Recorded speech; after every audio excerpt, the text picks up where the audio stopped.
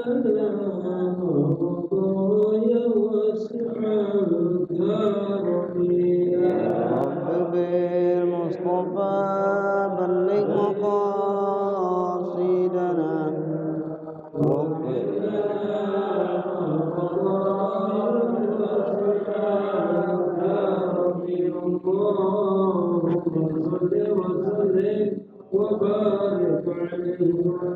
اللهم صل وسلم وبارك عليه. السلام عليكم warahmatullahi wabarakatuh. Bismillahirrahmanirrahim. Alhamdulillah wassalatu wassalamu ala Rasulillah wa ala alihi wa sahbihi wa ba'da. Wa ba'du. Al-Fatihatu ala niyatin anna Allah yaftahu alaina futuhal arifin wa anna Allah yufaqihuna fid din wa yu'allimuna fit ta'lim tarbiyati wat ta'lim. Wa al-Fatihatu ala niyatin anna Allah yarzuquna kamal al-ikhlas wal yaqin wa anna Allah yashfi mardana ishfi anta shafi la shifaan illa shifauka shifaan taman la yughadiru saqama. Wal Fatihatu ala niyatin anna Allah yaghfir wa yarhamna أحيانا وأمواتنا ونخصهم آبائنا وأمهاتنا وجداتنا وأجدادنا ولمشايخنا ولمعلمنا ولمن أحب إلينا. الفاتحة. أعوذ بالله من الشيطان الرجيم. بسم الله الرحمن الرحيم. الحمد لله رب العالمين الرحمن الرحيم مالك يوم الدين إياك نعبد وإياك نستعين اهدنا الصراط المستقيم صراط الذين أنعمت عليهم غير المغضوب عليهم ولا الضالين. أعوذ بالله من الشيطان الرجيم.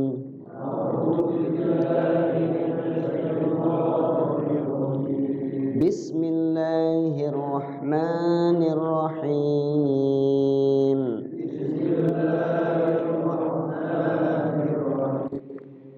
لا يستوي القاعدون من المؤمنين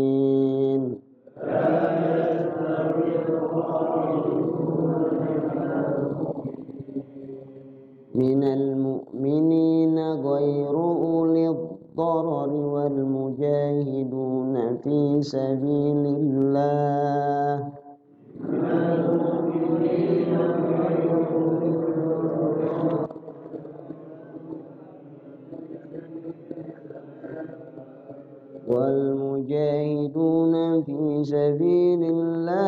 بأموالهم وأنفسهم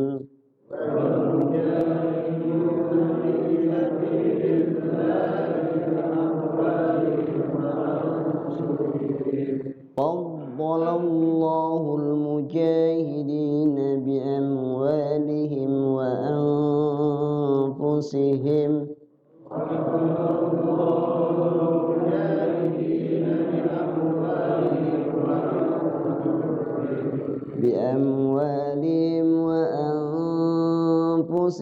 على القاعدين درجة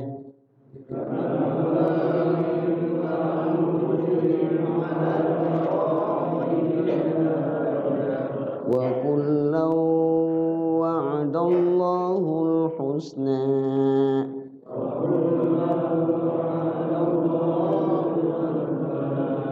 فضل الله المجاهدين على القاعدين أجرا عظيما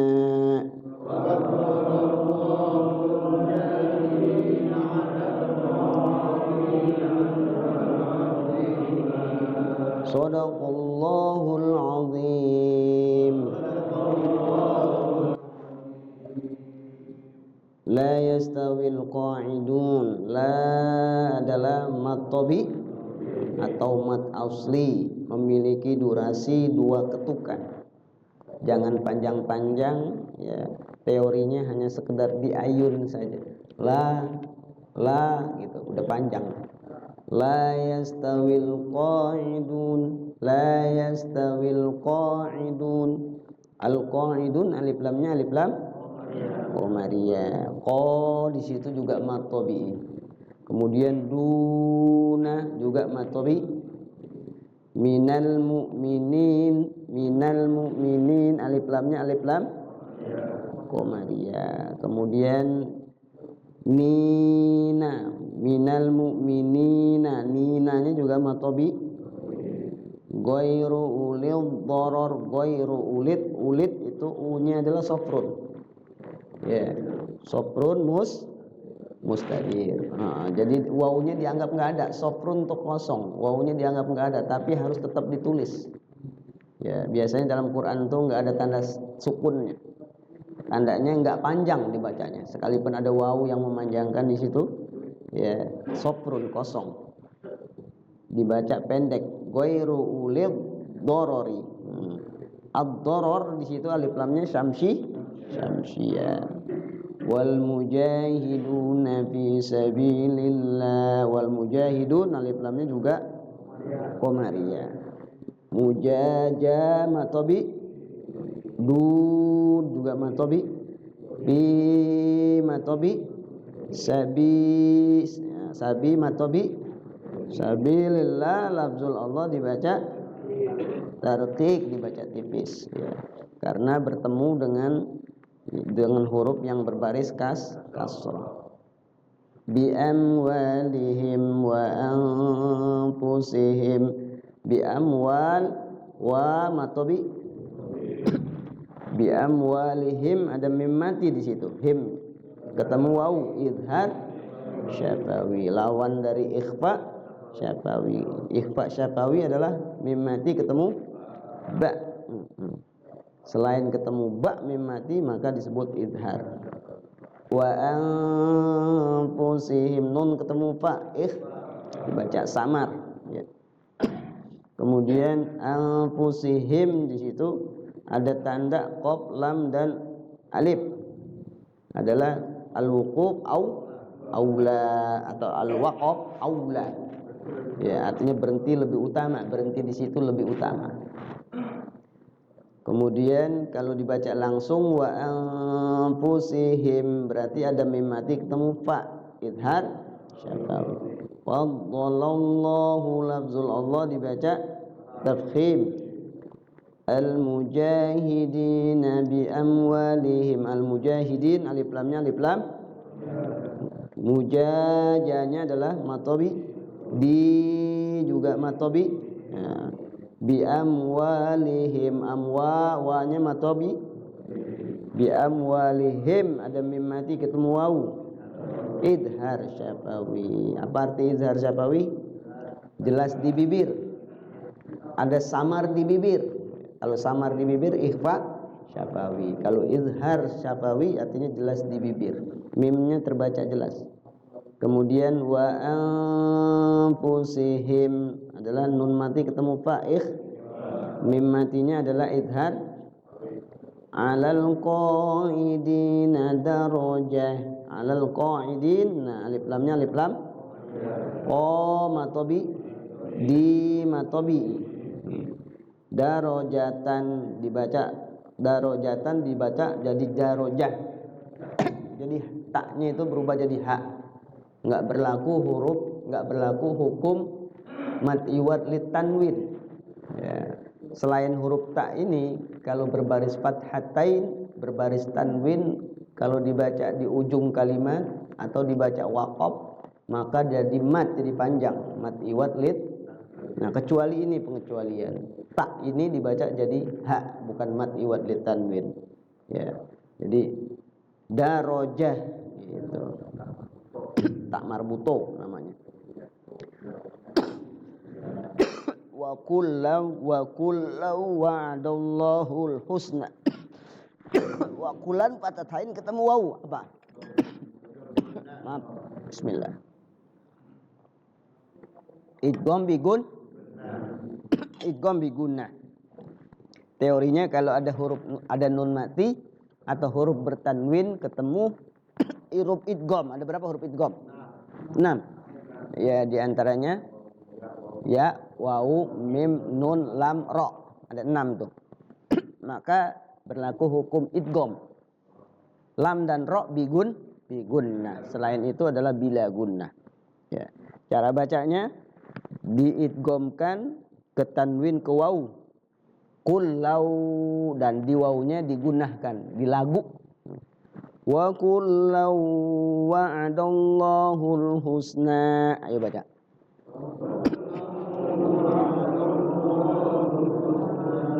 Jadi di wawunya jangan terburu-buru, ya. Digunakan artinya di situ ada jeda, ada waktu, jangan terburu-buru. Ya. Gunnah itu lagu artinya. Wa kullau wa'adallahul husna. Ayo.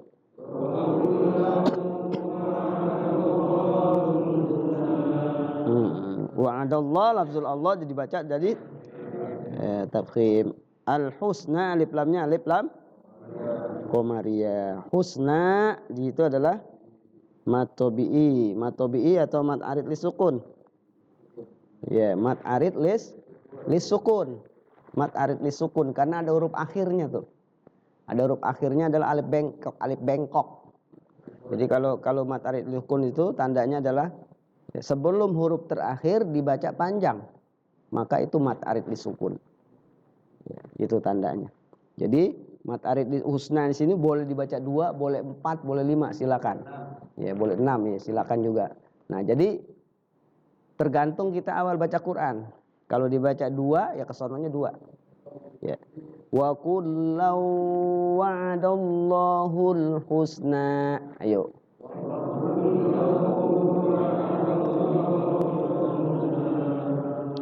Kemudian ada tanda al-wuquf aula, waqaf di situ lebih utama.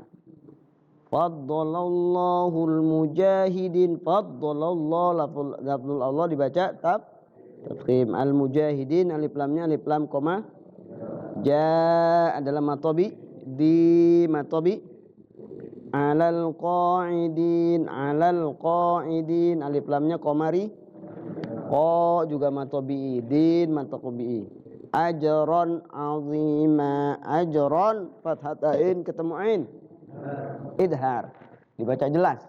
Ajron ya, fathatainnya di situ, ronnya di situ harus terbaca jelas. Idhar. Ya, kenapa? Karena dia ketemu dengan salah satu huruf idhar. Ada berapa huruf idhar? 6. Di antaranya alif atau hamzah, kemudian ain, kemudian apa? Ya, kha, kemudian ha, kemudian ha. Itu ada 6. Ajron azima, azizinya matobi azima. Nah, di sini aziman. Dia sebenarnya dibacanya pendek, aziman. Tapi karena diwaqafkan di situ, berhenti di situ, maka setiap huruf yang berbaris fathatain jadi panjang, jadi mat. Ya, panjang. Azima gitu. Azima. Ya. Kemudian berapa harokat? Sangat tergantung awal kita baca tadi. Al-husna kalau dibaca 2 harokat, azimanya jadi 2 harokat. Ajron azima. Azima jadi apa tadi? Mat arid lis sukun. Maaf. Mat tanwin lil iwat. Ya Allah ya Rabbi. Paham. Lupa. Jadi ada pertanyaan sampai sini tajwid? Enggak ada ya, enggak ada yang baru di sini. Coba lihat tafsir sekalian. La yastawil qa'iduna. Tidak sama.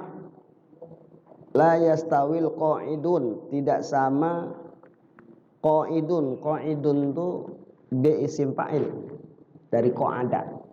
Qa'ada itu artinya apa? Duduk. Ya, duduk. Qa'ada yaqudu qa'dan. Fahuwal qa'id. Wa dzaka maq'udun.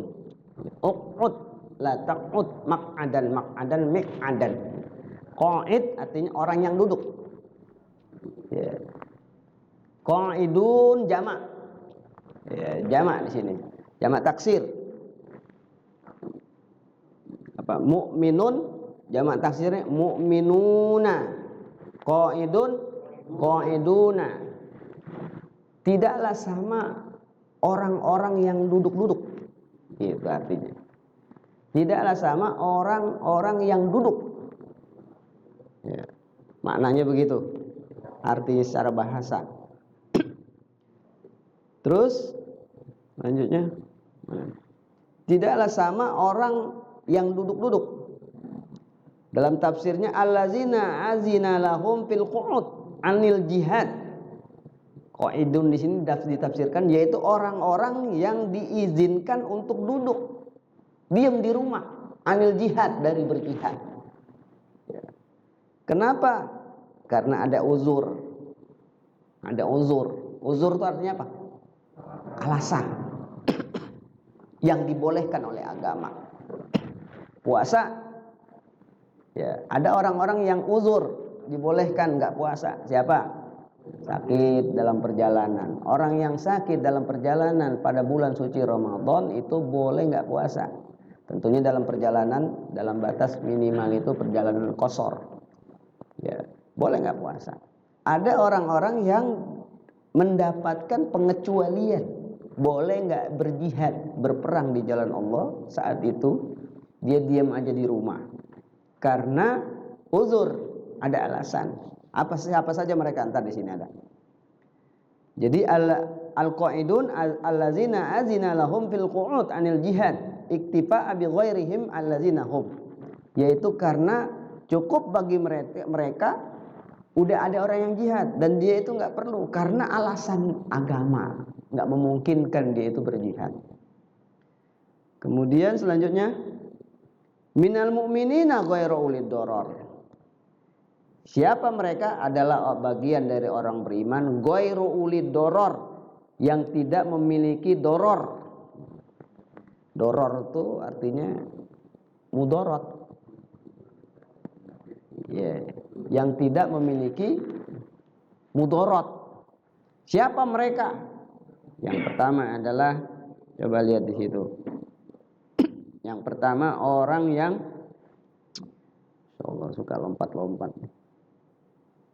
Min marodin, orang yang sakit. Au ahatun, ya, orang yang udah tua. Min umyin, orang tunanetra, buta. Au arojin, pincang. Maksudnya itu pincang ya kakinya ya karena luka apa gitu. Au zammanatun, atau sudah lanjut usia. Ahatun itu cacat. Maaf, kalau zammanatun baru lanjut usia. Jadi sakit, cacat, buta, pincang, udah lansia, itu orang-orang yang dapat pengecualian boleh nggak ikut perang saat ada panggilan jihad. Ya, terus selain itu siapa lagi? Ada juga sih, di antaranya anak-anak as-sibyan. Terus siapa lagi? Kaum wanita. Ya, kaum wanita. Kalau dunia perang sekarang disebutnya warga sipil. Ya, ada istilah warga sipil ya. Warga sipil itu artinya orang-orang yang mereka itu ya itu wanita, anak-anak, bukan militer gitu kan. Begitu Pak sekalian. Jadi tidak sama orang-orang yang duduk-duduk saja, yang tidak memiliki uzur dari orang-orang beriman.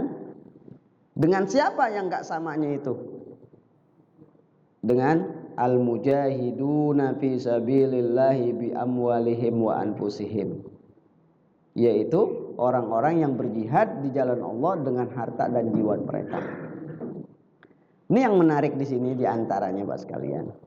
Dari doror coba. Gitu. Ibnu Katsir wa Ibnu Umar wa Hamzah wa Asim birrafa. Ibnu Katsir, Umar dan Hamzah, Asim membacanya rofa. Goiru minal mu'minina goiru. Goiru itu artinya apa? Domah kan rofa. Nah, rofa. Badalun minal qaidin, dia sebagai badal, kalimat badal pengganti dari qaidun. Ya, qaidun. Jadi Quran yang kita baca goiri, goira apa goiru? Goiru. Dia sebagai badal. Wa Nafi wa Ibnu Amir wal Kasai wal Baquna bin Nasab. Imam Nafi, Ibnu Amir, Kasai dan yang lain-lain dibaca nasab.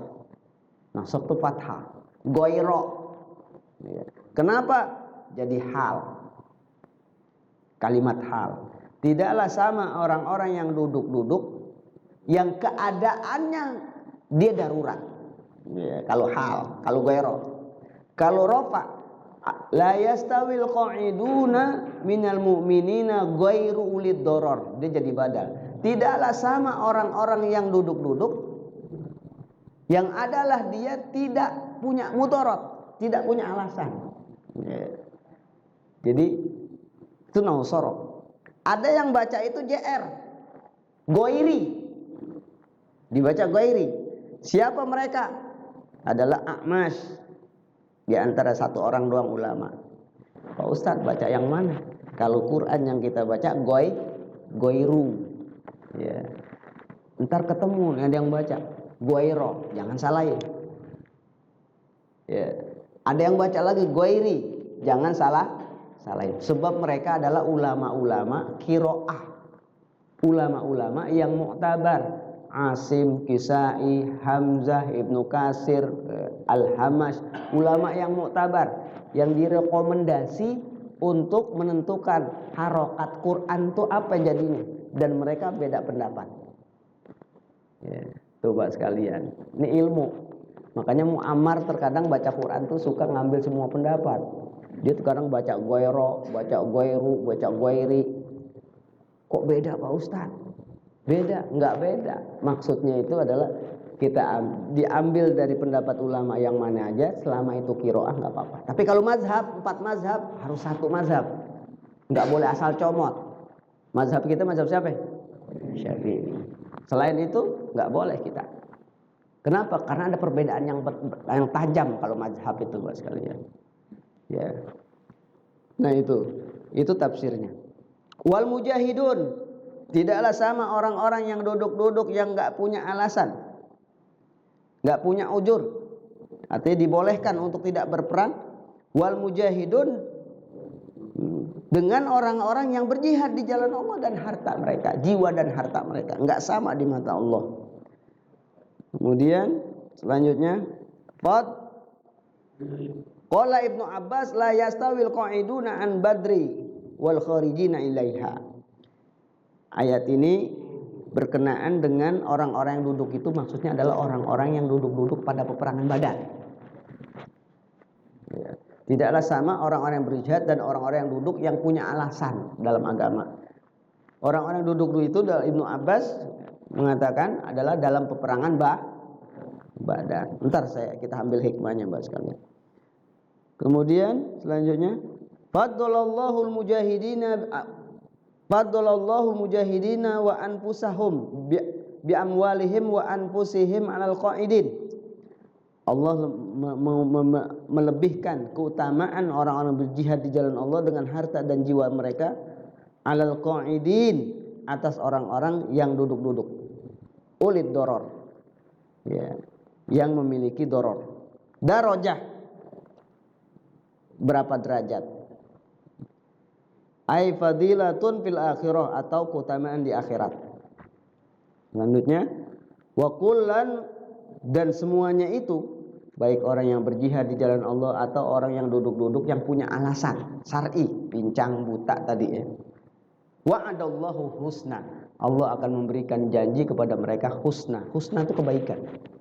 Dalam tafsirnya di sini adalah jannah, surga. Allah akan menjanjikan apa mereka? Surga. Terus lanjutnya, alal qa'idin ajran 'azima, faddalallahu wa kullan wa'adallahul husna wa faddalallahul mujahidina 'alal qa'idina ajran 'azima. Dan Allah akan memberikan keutamaan orang-orang berjihad di jalan Allah atas orang-orang yang duduk-duduk saja yang tidak mempunyai alasan syar'i. Allah akan berikan balasan yang besar. Nah, Bapak sekalian, itu terjemahan dan secara tafsir menurut Imam Nawawi tentang ayat ini. Ya. Kita ambil pelajaran Bapak sekalian. La yastawil qa'iduna minal mu'minina ghairu ulid doror. Tidaklah sama orang-orang yang duduk-duduk dari orang beriman yang enggak memiliki yang mempunyai alasan, dengan orang-orang yang mujahid berjihad di jalan Allah dengan harta dan jiwa mereka. Tidak sama orang-orang yang berjihad di jalan Allah dan orang-orang yang duduk-duduk saja yang tidak memiliki alasan, ghairu ulid doror, yang tidak diizinkan untuk tidak berperang. Ya, yang diizinkan tadi siapa? Buta, pincang, cacat, lanjut usia, anak-anak, perempuan. Ya, perempuan itu dia. Itu dia diberikan alasan oleh Allah untuk tidak berjihad di jalan Allah. Dia punya ulud doror, punya alasan, uzur namanya. Terus statusnya mereka gimana dengan orang yang berjihad? Kata Imam Nawawi, ya, illa idza kana ma'an niyatin, kalau orang-orang yang diberikan alasan untuk boleh tidak berjihad, kalau niatnya tetap pengen berjihad, maka wa'adallahul husna wa kullan wa'adallahu husna. Kedua kelompok itu, orang yang duduk-duduk aja di rumah karena nggak mampu berjihad, tapi kepengen, dengan orang yang berjihad di jalan Allah, wa'adallahul husna, Allah janjikan surga. Terus kalau orang yang duduk-duduk aja di rumah, nggak pincang, nggak buta, punya harta, fisik kuat, ya, laki-laki, dia nggak mau berjihad. Ketika ada panggilan jihad, hukumnya apa? Berdosa. Hukumnya berdosa, Bapak sekalian. Berdosa. Kenapa begitu? Karena jihad itu adalah fardhu ain. Ya, fardhu ain. Setiap ada panggilan jihad, maka setiap orang mukmin itu wajib hukumnya berjihad. Pengecualian mereka tadi yang boleh. Ya, sakit diantaranya. Selebihnya harus berjihad di jalan Allah Subhanahu. Nggak berjihad dosa. Sama aja ninggalin sholat, sama aja nggak puasa. Mampu pergi haji dia nggak pergi haji, sama dosanya. Durhaka sama orang tua, dia juga dosa besar, sama dosanya dengan orang yang meninggalkan jihad di jalan Allah. Kemudian, ya, orang-orang yang berjihad di jalan Allah ada kelebihan 1 derajat ketimbang orang yang duduk sekalipun dibolehkan nggak ikut berperang. Surganya mau dapat, tapi punya kelebihan, darajatun, derajatnya apa? Kalau orang duduk-duduk doang, dia masuk surga. Mbak sekalian, orang-orang berjihad di jalan Allah masuk surga juga, tapi dia berhak memberikan 70 keluarganya memberikan syafaat. 70 keluarganya untuk masuk surga. Silakan panggil 70 keluarganya untuk dapat masuk surga. Siapa aja pokoknya silakan tuh, orang yang mati di jalan Allah Subhanahu wa taala. Yang kedua, ya, bi ghairi hisab, masuk surganya tanpa hisab. Tanpa hisab. Maksud tanpa hisab tuh, ya, dosanya udah dihapus sudah. Dosanya udah dihapus. Kalau dia berjuang di jalan Allah, jihad di jalan Allah, niatnya pengen mati syahid di jalan Allah, kemudian mati syahid dan niatnya diterima. Kita kemarin bahas bab niat kan, diterima oleh Allah, maka dia masuk surga tanpa hisab, masuk. Tuh, subhanallah Pak sekalian, tanpa hisab masuk surganya. Terus diberikan hak wewenang 70 keluarganya untuk diberikan syafaat masuk surga. Ya Allah ya Rabbi ya Rahman. Itu disebut dengan derajat. Kemudian faddalallahu al-mujahidina 'alal qa'idina ajran 'azima. Allah memberikan keutamaan orang-orang yang berjihad di jalan Allah ketimbang orang yang duduk-duduk tapi enggak punya alasan syar'i. Ajran 'azima, balasan yang besar. Ketika ayat ini turun, asbabun nuzulnya, Rasulullah memanggil pencatat ayat. Orang yang catat ayat, siapa namanya? Ya, orang yang suka mencatat firman Allah saat turun siapa? Zaid bin Sabit. Ya, Zaid bin Sabit. Disuruh catat. Kan kalau ayat turun Rasulullah bacakan semua kepada orang beriman. Maka saat itu datanglah seorang yang buta, yaitu Ibnu Ummi Maktum, Abdullah bin Ummi Maktum. Buta dia, udah buta, udah tua buta. Kisahnya banyak nih sahabat Abdullah bin Ummi Maktum tuh, kisahnya banyak. Ya, dia datang dan bertanya kepada Rasulullah SAW bahwa dirinya nggak bisa melihat dan nggak bisa memenuhi panggilan perang Badar saat itu. Maka ketika itu Rasul turun ayat ini yang mengatakan Abdullah bin Umi Maktum termasuk adalah minal mu'minina ulid doror, orang-orang mukmin yang memiliki darurat, alasan, uzur untuk tidak ikut perang. Karena apa? Buta. Turun ayat ini. Ya, ketika Rasulullah untuk mencatatnya. Selebihnya banyak orang-orang yang duduk-duduk di perang Badar itu. Duduk-duduk tapi ya seharusnya dia berjihad di jalan Allah. Karena ada rasa takut, ada hubud dunia, karena nggak suka peperangan, padahal panggilan jihad saat itu, maka mereka digolongkan orang-orang qaidun yang duduk-duduk dan nggak punya alasan syar'i untuk berjihad di jalan Allah Subhanahu Wa Taala, dan dihukumi sepakat ulama itu berarti melakukan dosa besar. Coba sekalian, ya. Jadi kalau kita bahas tuh dalam kitab Riyadhus Shalihin atau kitab Kifayatul Akhyar fikih tentang keutamaan orang-orang yang berjihad di jalan Allah luar biasa banyak. Coba, nanti mereka dibangkitkan pada hari kiamat ala ma mata alaih, tergantung saat dia mati. Ya. Dalam sebuah hadis, Bapak sekalian, dalam sebuah hadis, Hamzah itu nanti saat dibangkitkan dari kubur itu Hamzah, ya, dalam keadaan darahnya itu masih segar. Ya, dalam keadaan tubuhnya terkoyak-koyak, jalan menuju padang mahsyar. Tapi bukan Allah menghinakan Hamzah.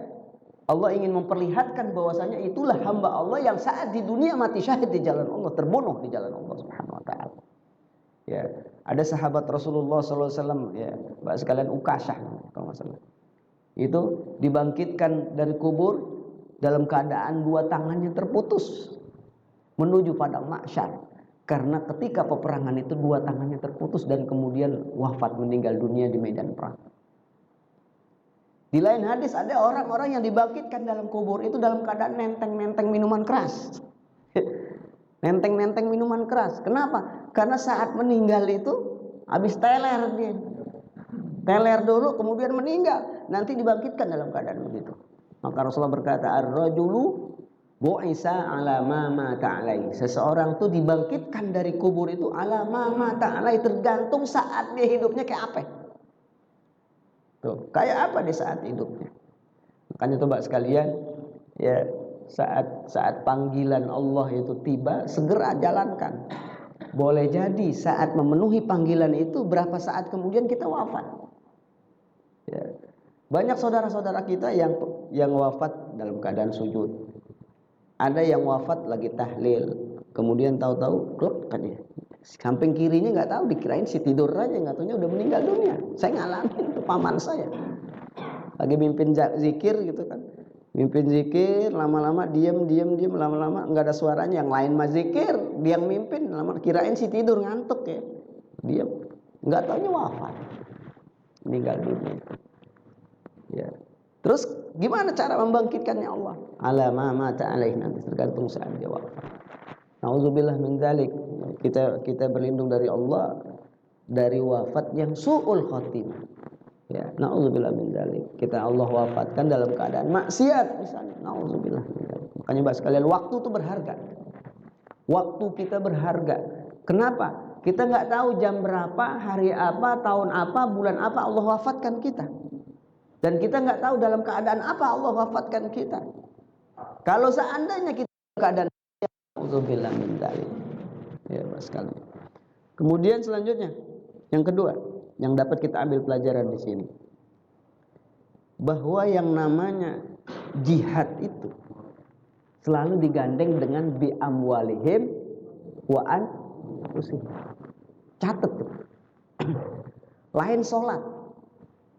Sholat itu perintahnya didirikan, dikerjakan, dan kemudian penggandengan sholat itu perintahnya khusyuk. Ya, alladzina hum ala sholatihim khashi'un, yaitu orang-orang yang sholatnya khusyuk. Sholat digandengnya dengan khusyuk. Yang kedua, sholat digandengnya dengan zakat. Tapi zakat itu perintah kewajiban yang lain. Ya, terus puasa. Puasa. Allah gandengnya itu, Mbak sekalian, ibadah puasa Allah gandengnya dengan apa? Dengan alasan-alasan yang dibolehkan untuk tidak puasa. Selalu begitu. Hadis juga begitu. Ibadah puasa. Khusus jihad. Jihad, perintah jihad itu digandeng dengan bi amwalihim wa anfusihim. Ya, makanya di zaman Nabi ada orang-orang, ulama beda pendapat. Ada orang-orang secara khusus boleh nggak jihad karena nggak punya perbekalan, nggak punya kuda, nggak punya cukup uang buat beli senjata, nggak punya pakaian ukas, ya pakaian besi, ya pakai helm besi, baju besi, dia dibolehkan nggak berperang di zaman Nabi. Dan ulama beda pendapat, Pak sekalian. Ada yang membolehkan, ada yang tidak. Jadi di zaman Nabi itu perang itu adalah dengan tenaga, usia muda, dan dengan harta. Nabi selalu itu kalau mau perang tuh suruh ngumpulin harta dulu. Ya, ada. Itu yang kedua. Nggak bisa tuh yang namanya jihad itu dengan jiwa doang, harus dengan harta juga. Kemudian Pak sekalian, Pak Ustadz misalnya kita bertanya-tanya, kita kan sekarang aman, ya, nggak ada panggilan perang, tidak sedang dalam fisabilillah dalam arti kita berperang. Kita mengartikan jihad itu seperti apa Pak Ustadz? Ya, mengartikan jihadnya itu sebagaimana sabda Rasulullah SAW. Mamata li'i'la'i kalimatillahi fahuwa fisabilillah. Kata Rasulullah, barang siapa yang meninggal dunia dan kemudian dia meninggalnya karena menegakkan kalimat Allah, maka dia fisabilillah. Jadi Pak, ya, kita ini wajib li'i'la'i kalimatillah, dimanapun kita tegakkan kalimat Allah. Apa yang dimaksud tegakkan kalimat Allah? Hah? Apa yang maksud? Pertama, menjalankan perintah Allah. Semua perintah Allah kita jalanin. Larangan Allah kita hindarin, kita tinggalin. Yang ketiga, semua perintah-perintah Allah yang udah mampu kita jalanin, kita tularkan kepada orang lain. Tegakkan kalimat Allah itu kepada orang lain. Tegakkan kalimat Allah di rumah tangga kita dulu, baru ke orang lain. Nah, saat kita menegakkan kalimat Allah, perintah Allah dalam rumah tangga kita dan buat orang lain kita ajak kepada kalimat Allah, maka saat itu kita termasuk al-mujahid fi sabilillah. Ya. Dan utamanya dengan jiwa kita, tenaga kita dan harta kita. Tuh Pak sekalian. Jadi nggak ada alasan tuh Pak. Pak Ustadz, ya kita kan udah sholat 5 waktu, udah puasa Ramadan, udah haji. Tapi apa yang kita ketahui nggak pernah kita sampaikan kepada keluarga kita. Kita ajak keluarga kita ajak masyarakat kita nggak tularkan kepada mereka semua. Maka masih ada cacat kita dalam hidup. Cacatnya apa? Kita hidup nggak pernah li'i'la'i kalimatillah, menegakkan kalimat Allah. Pak, agama itu bukan kewajiban pribadi. Allah perintahkan kita sholat, kita sholat. Apakah kemudian agama cukup kita sholat sendiri atau sholat berjamaah udah cukup? Enggak. Kalau ente udah selesai dengan sholat 5 waktu, ajak orang lain jalanin sholat. Nah, mengajak orang lain jalankan sholat itu disebut dengan li'i'la'i kalimatillah. Kalau kita nggak lakukan itu berarti kita berdosa. Nggak termasuk al-mujahid fisabilillah. Tuh Pak sekalian. Atau termasuk qaid, orang yang qaid tadi, orang yang duduk-duduk doang di rumah sekalipun jalanin ibadah. Di zaman Nabi itu, apakah orang-orang yang duduk-duduk yang nggak punya alasan syar'i kemudian dia meninggalkan sholat? Enggak. Kagak. Dia cuma cacat dalam satu hal, males, nggak mau berperang di jalan Allah. Sholat dijalanin, puasa dijalanin, infak sedekah dijalanin. Cuman mereka nggak mau, benci, nggak suka, takut jihad di jalan Allah Subhanahu Wa Taala. Ya, terus gambarannya kita juga begitu. Kan kita kondisi aman sekarang. Tadi saya katakan ulama sepakat, kondisi aman setiap muslim kudu berjihad juga. Jihadnya bukan ngangkat senjata, tapi ngapain? Yaitu tadi mengajak orang agar Dia jalankan perintah Allah. Ya, Pak sekalian, mengajak orang. Itu makna hadis.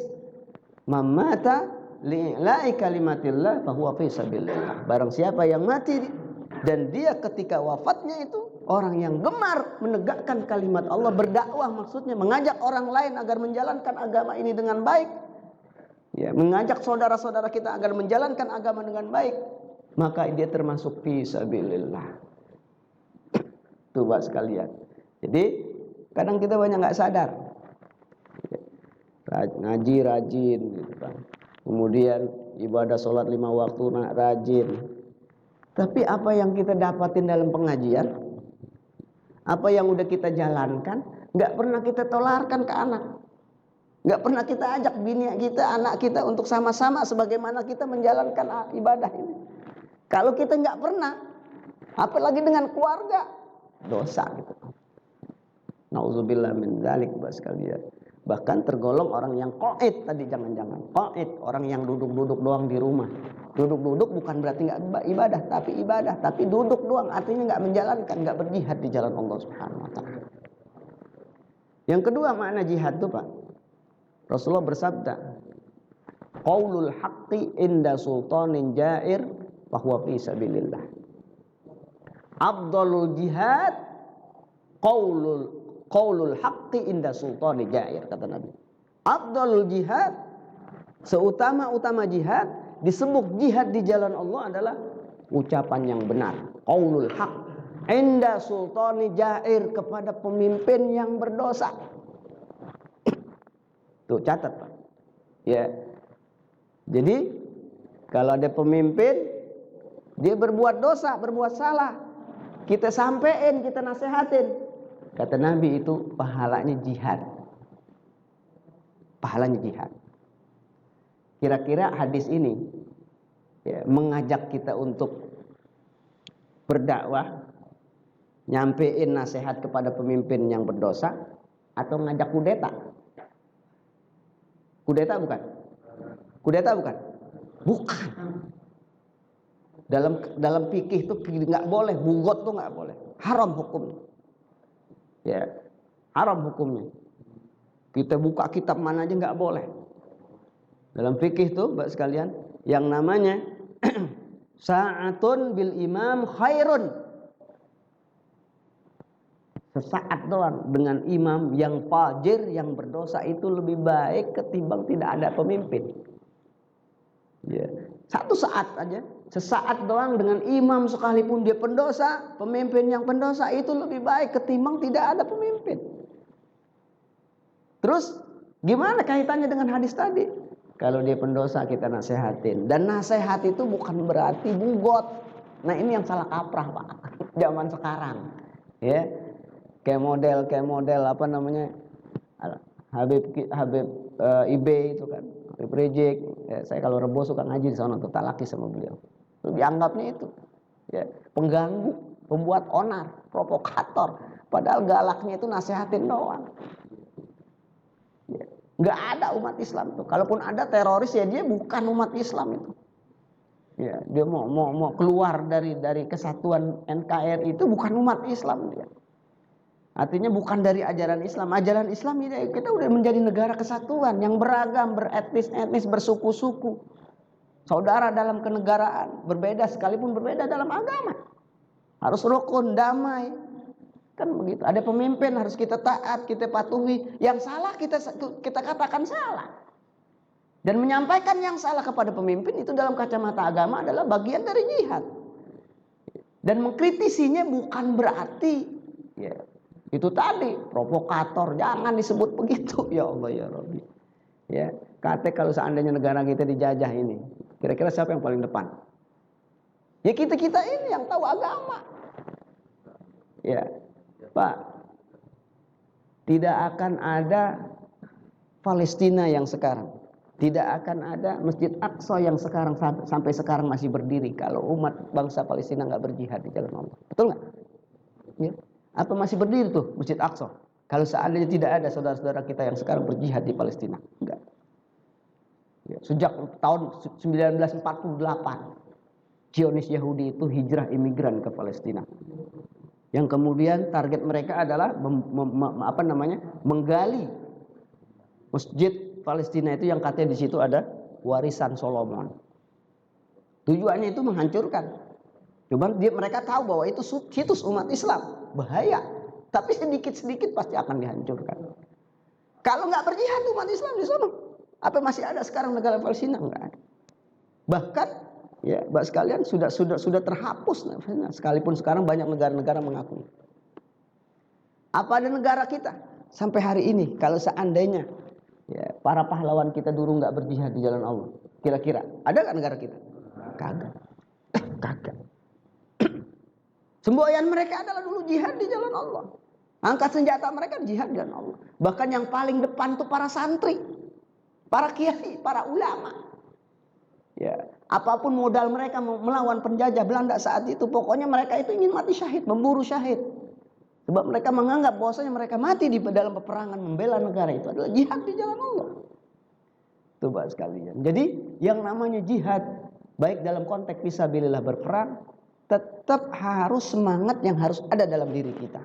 Kita nggak tahu keadaan ke depan kayak gimana. Ya, sekarang aman. Gimana bentuk jihadnya? Banyak. Kalau kita punya orang tua masih hidup, jihad kepada orang tua kita. Itulah ujian kita. Ya, kita punya tenaga masih muda, banyak harta. Maka tenaga kita, harta kita korbankan di jalan Allah. Ajak saudara kita, anak famili kita. Kalau memang perlu keluarin harta kita. Dalam rangka mereka beribadah, menjalankan perintah Allah. Itu jihad di jalan Allah. Ya, hitungannya gimana? Hitungannya tadi di mata Allah diberikan derajat, dan di mata Allah ada ajron azima, balasan yang besar. Ya Allah ya Rabbi ya Rahman. Coba sekalian. Jadi nggak bisa kita berpangku tangan dalam hidup ini sementara ya anak bini kita nggak menjalankan ibadah. Hukumnya gimana Pak Ustadz? Berdosa. Ente termasuk orang yang qaid. Qaid artinya mati. Ya, hidup tapi mati. Ya Allah ya Rabbi ya Rahman. Nah, itulah Bapak sekalian hikmah ya dari ayat yang kita bahas. Bahwasanya sampai kapanpun yang namanya syariat jihad tetap ada. Dan umat Islam hukumnya fardu ain berjihad di jalan Allah.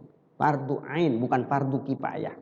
Ya, kecuali orang-orang yang boleh diberikan alasan untuk tidak berjihad.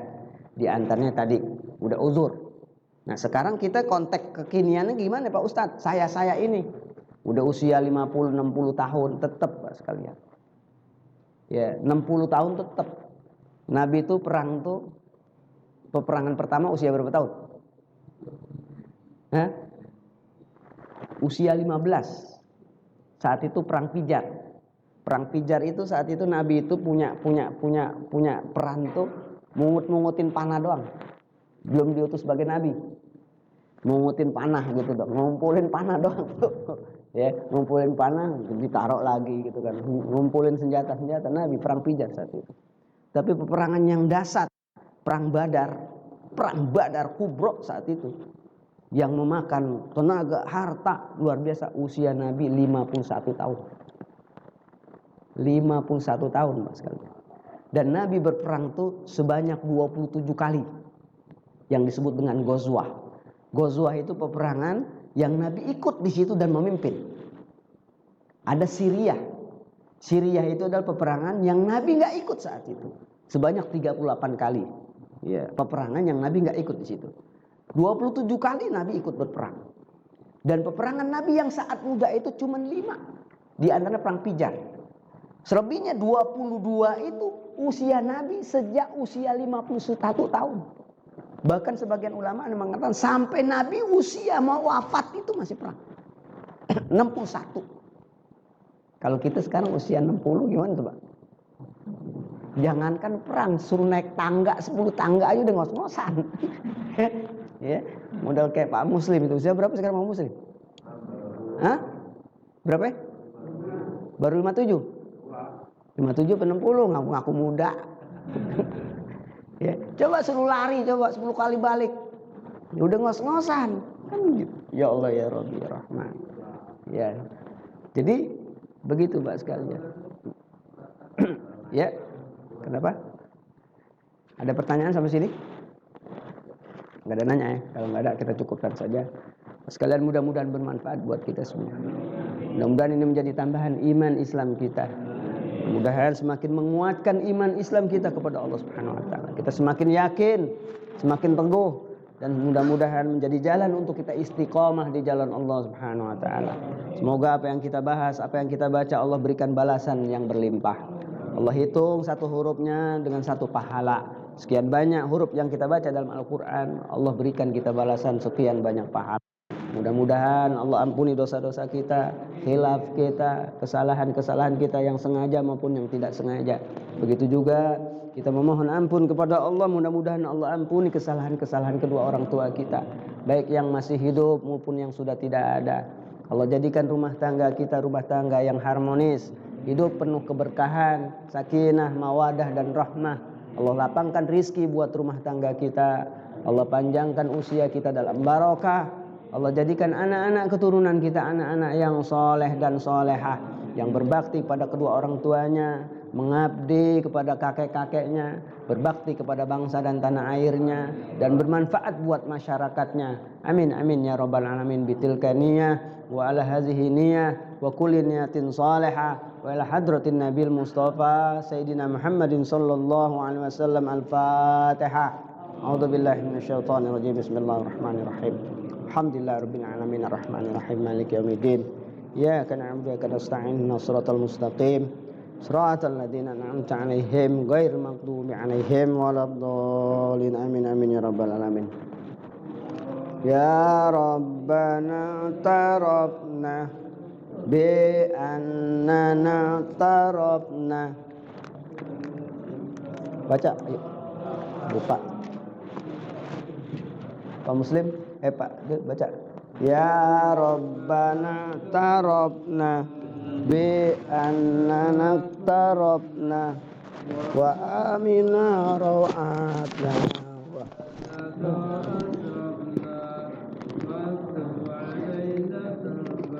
dari fotokopi kan?